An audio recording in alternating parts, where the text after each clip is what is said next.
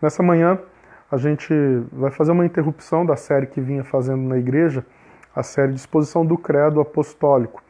E quero pensar nessa manhã e nas próximas, na medida que esse isolamento social se perpetuar, para a gente pensar um pouco a respeito de exercícios espirituais que podemos e devemos fazer, tirando proveito desse tempo que nós temos agora, mas lembrando que esses exercícios eles são utilizados e são praticados durante a nossa vida ordinária, durante todo o tempo, né? Agora, muito mais, nós devemos reaprendê-los, nos aplicar com mais diligência, mas isso, na verdade, é o hábito do cristão, ele deve viver assim durante toda a sua vida, né? Para tema de hoje, pensei em falarmos sobre o momento secreto que nós separamos com Deus, o nosso encontro secreto com Deus. O Senhor Jesus fala sobre isso no Sermão da Montanha, um pouco antes de nos ensinar a oração do Pai Nosso. E no capítulo 6 de Mateus, no versículo 6, ele nos ensina a respeito desse momento que nós devemos ter com Deus em particular. Quero convidar você então a ler esse texto junto comigo no Evangelho de Mateus, capítulo 6, versículo 6.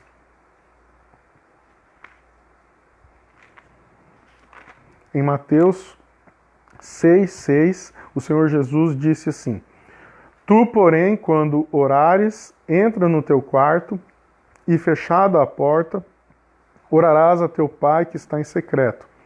E teu Pai que vem em secreto te recompensará. Amém. Vamos orar mais uma vez? Bondoso Deus, te damos graças pela tua palavra e pedimos que nos ajude na meditação dessa porção da Sagrada Escritura para o nosso crescimento, para a nossa edificação. Ajuda o teu povo, ó Deus, a crescer espiritualmente através dos exercícios espirituais que o Senhor nos ensina na tua palavra e hoje, especialmente através desse, o culto particular. No nome do Senhor Jesus Cristo, amém. Então, irmãos, em tempos de pandemia, em tempos de surto epidemiológico, nós temos agora diante de nós o desafio de fortalecermos ainda mais a nossa espiritualidade. Nós passamos, às vezes, a vida dedicada em rotinas, às vezes perdidos, sem nos dar conta, sem perceber que somos consumidos pela agenda. Às vezes nós perdemos a oportunidade de fazer a nossa agenda e privilegiar exercícios espirituais diariamente, semanalmente, e ao não cuidarmos bem, não gerenciarmos bem o nosso tempo e não fazermos a nossa agenda, assim nós permitimos que outros venham, se intrometam na nossa organização do tempo e façam a nossa agenda por nós. Alguém já disse que se você não fizer a sua agenda, outros a farão por você.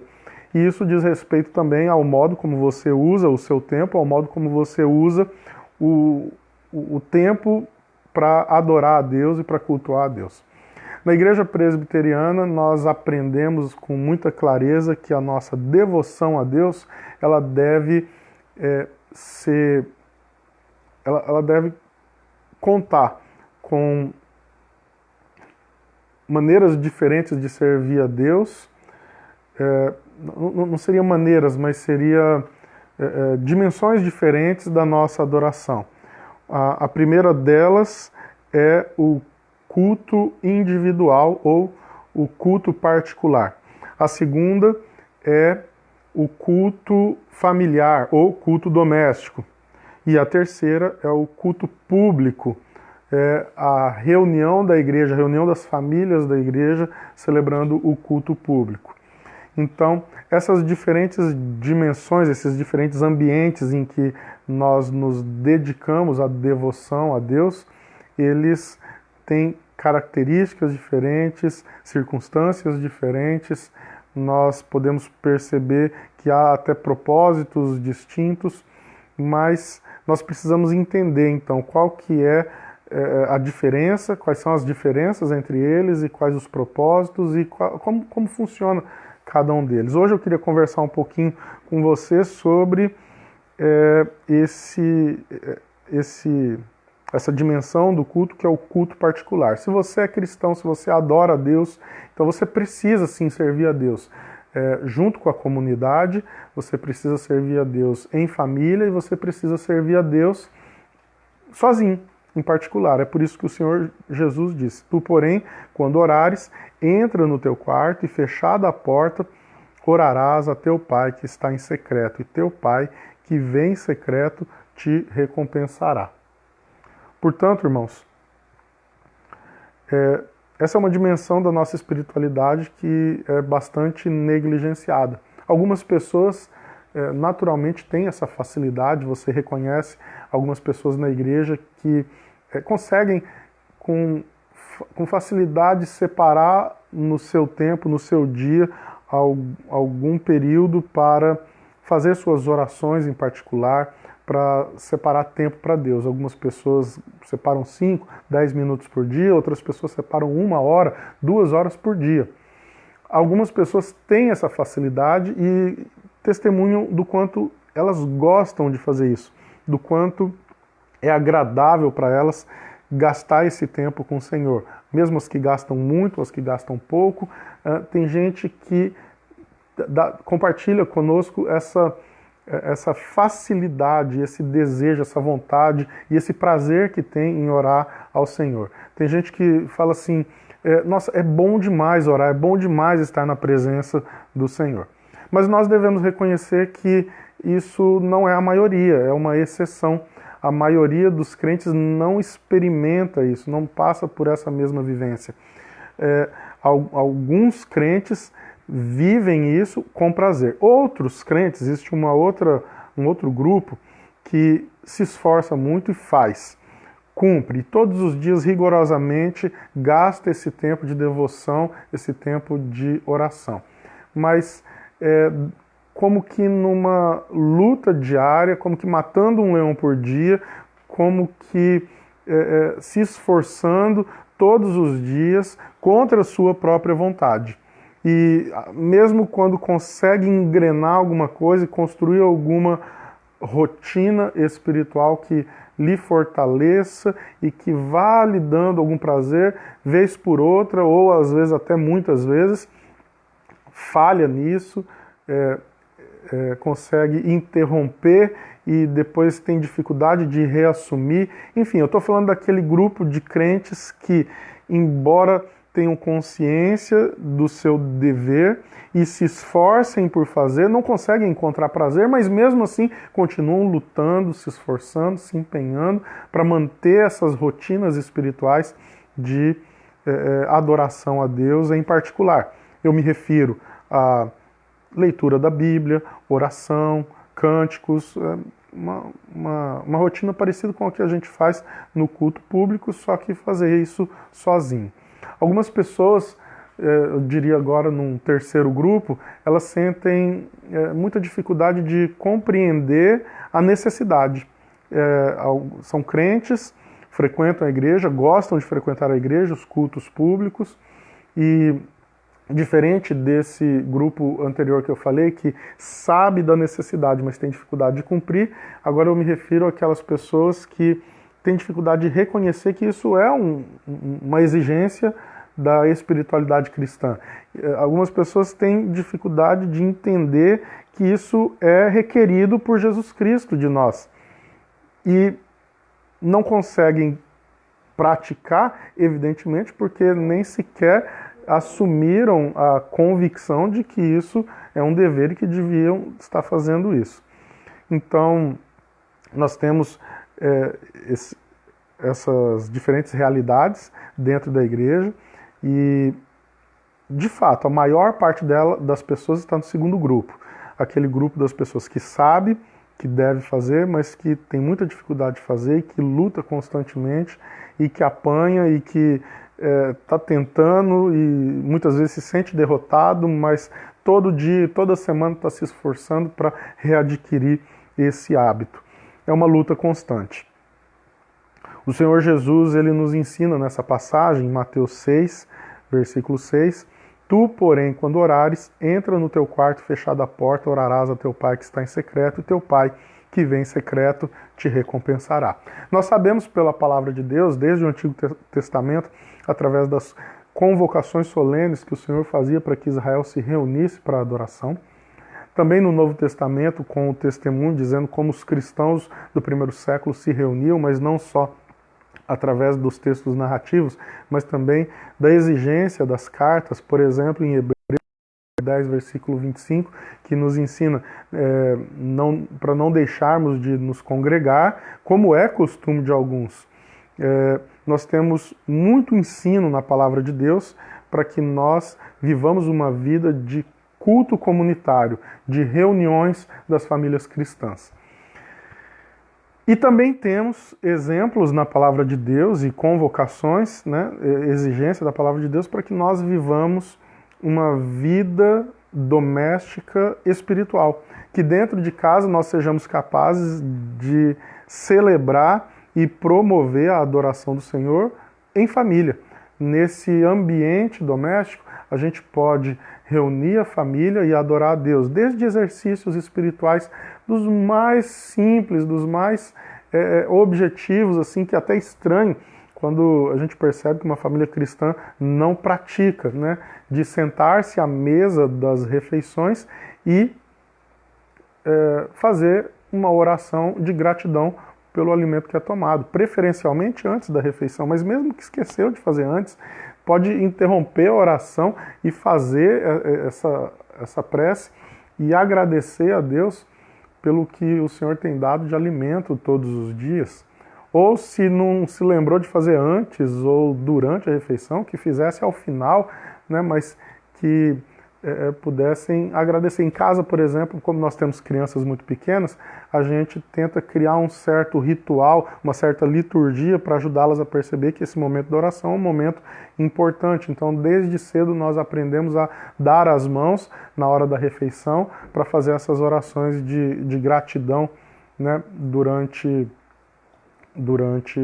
as refeições, em família. Mesmo quando temos visitantes em casa, nós continuamos com essa mesma liturgia, né? A gente dá as mãos para fazer oração, porque ajuda muito as crianças a entender. Mas isso diz respeito a esse ambiente de culto doméstico, culto familiar. Então a Bíblia exige o culto público, que é a reunião das famílias, e a Bíblia também exige que você promova a espiritualidade na sua casa, nesse ambiente doméstico, para que fortaleça a família e para que eduque os filhos no caminho do Senhor. Mas a Bíblia também exige, nessa passagem, nós estamos vendo isso em especial, que você separe um tempo sozinho com Deus. A sua relação com Deus, ela deve ser exercitada nesses outros ambientes que eu mencionei, em comunhão com a irmandade, em comunhão com a sua família. Espiritualidade tem muito a ver com eu me relacionar com Deus através dessa relação com os outros. Mas não é só isso, a gente tem que tomar muito cuidado com isso. Achar que para eu me relacionar com Deus, eu dependo necessariamente de estar ao lado de outras pessoas. Não. A espiritualidade, ela também precisa ser desenvolvida nesse ambiente da solitude. Você tem que ter tempo para si, através de leitura da Bíblia, de oração, de cânticos, para separar para Deus e fazer como o Senhor Jesus disse aqui: quando orares, entra no teu quarto e fechada a porta, orarás a teu Pai que está em secreto. Qual é o contexto em que Jesus disse isso? Ele estava falando, na verdade, de algumas práticas espirituais que os hipócritas religiosos haviam deturpado no tempo dele, né? E a partir do capítulo 6 ele diz: guardai-vos de exercer a vossa justiça diante dos homens, com o fim de serdes vistos por eles, de outra sorte não tereis galardão junto ao vosso Pai Celeste.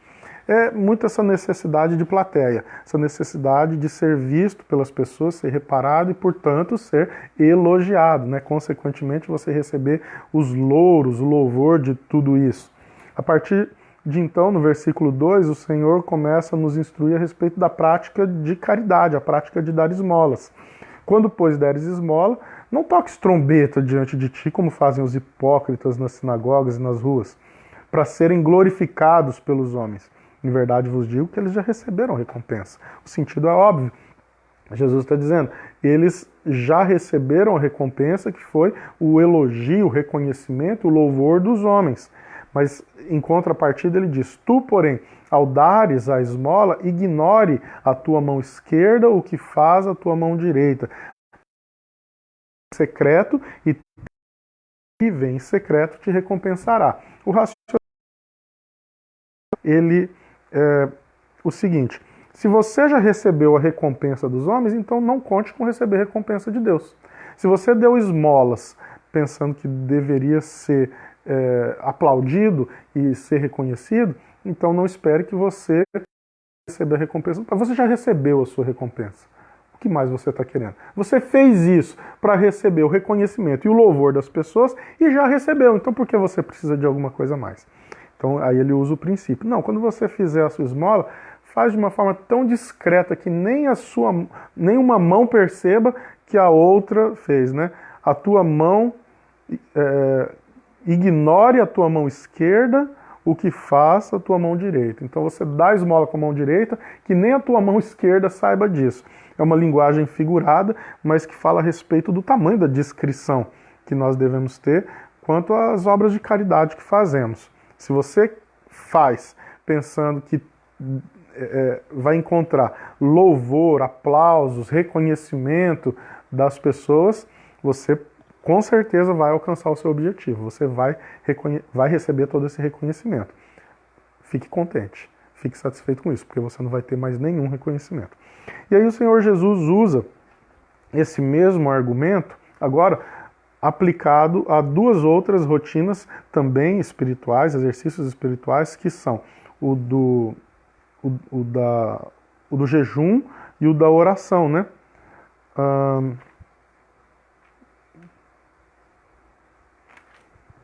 Na verdade, o jejum depois da oração. Primeiro ele vai falar da oração, vai ensinar a oração que nós conhecemos como oração do Pai Nosso, depois vai aplicar esse mesmo princípio ao jejum. Então deixa eu pular para o jejum. Ele diz assim, quando jejuardes, não vos mostreis contristados como os hipócritas, porque desfiguram o rosto com o fim de parecer aos homens que jejuam. Eles querem fazer todo esse exercício de contrição, de tristeza, mas não diante de Deus, diante da sociedade. Querem ser vistos, querem ser enxergados. E aí Jesus aconselha, em verdade vos digo que eles já receberam a recompensa. Já receberam a recompensa que queriam. Eles queriam um reconhecimento humano e conseguiram. Tu, porém, quando jejuares, unge a cabeça e lava o rosto. Ou seja, não desfigure o seu rosto, não fica com aquela cara triste, tentando chamar a atenção das pessoas para que alguém olhe para você e fale, o que aconteceu? Por que você está triste? Ah, que eu estou jejuando. Não, não é esse o propósito do jejum. O propósito do jejum é que você faça para Deus, encontre em Deus a sua recompensa. Tu, porém, quando jejuares, unge a cabeça e lava o rosto, com o fim de não parecer aos homens que jejuas, e sim ao teu Pai em secreto, e teu Pai que vê em secreto te recompensará.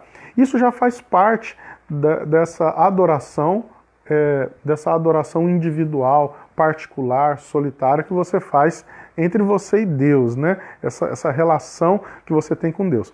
Mas eu pulei aqui o segundo tópico do capítulo 6, que é a oração. O Senhor Jesus diz, quando orardes, não sereis como os hipócritas.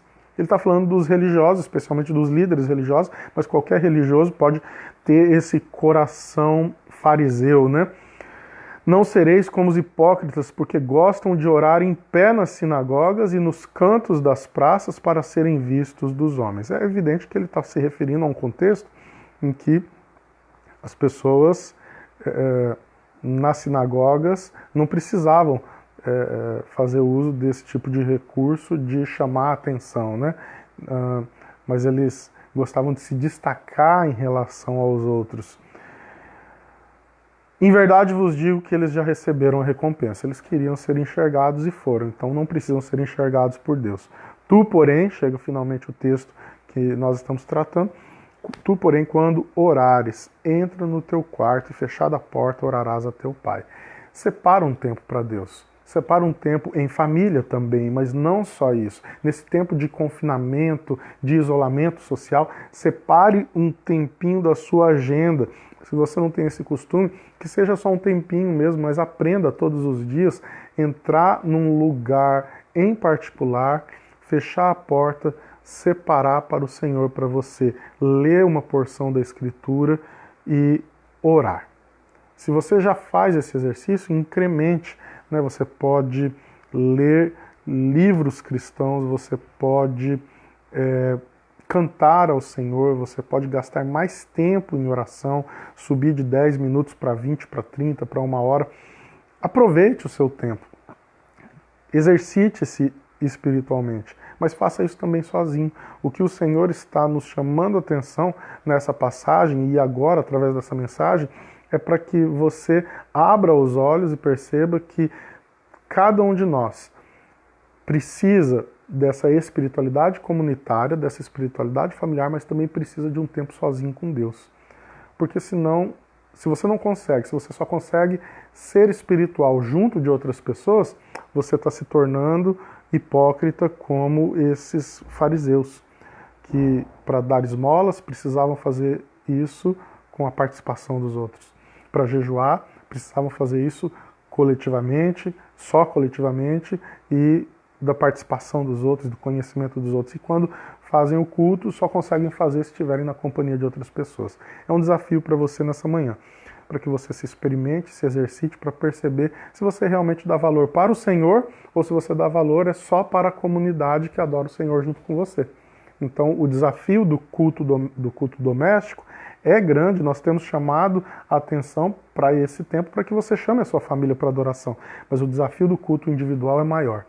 Esse tempo sozinho com Deus é um desafio para você confrontar o seu coração, para perceber se sua espiritualidade está tão dependente assim dos outros. Devemos sim nos dedicar a uma espiritualidade que conta com a comunidade e que conta com a família, mas não é só isso.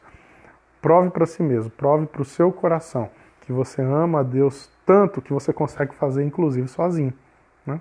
Vamos orar por isso? Vamos pedir a Deus para que você seja fortalecido nessa convicção e assim Deus também te conduza e te fortaleça para você praticar aquilo que deve fazer. Oremos.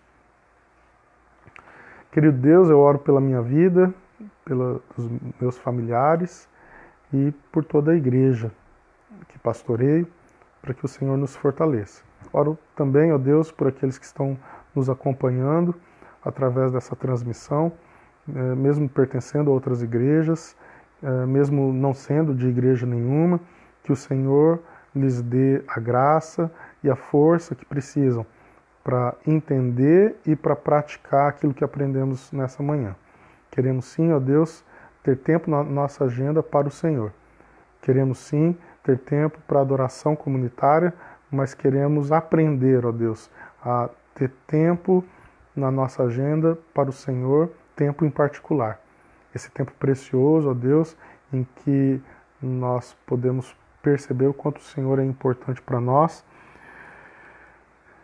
na nossa devoção, de modo que damos valor para isso e separamos tempo para orar sozinhos com o Senhor, gastar tempo junto com o Senhor em particular. Ajuda-nos assim a fazer isso, a dar exemplo para os nossos filhos, para que eles percebam, ó Deus, que essa dimensão da espiritualidade é indispensável. Fortalece a tua igreja no nome do Senhor Jesus, o nosso Mestre. Amém. Amém.